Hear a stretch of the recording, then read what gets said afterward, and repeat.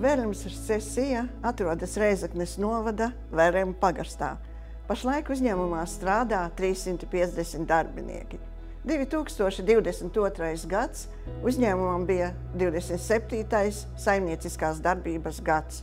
Arī 22. gadā, turpinot uzņēmuma labo tradīciju, uzņēmums strādāja ar lielu apgrozījumu un sasniedza gandrīz 50 miljonus. Lai sasniegtu augstus ekonomiskos un ražošanas rādītājus, ļoti svarīgi ir darba spēks. Un mūsu galvenais lepnums un bagātība ir cilvēki, mūsu darbinieki.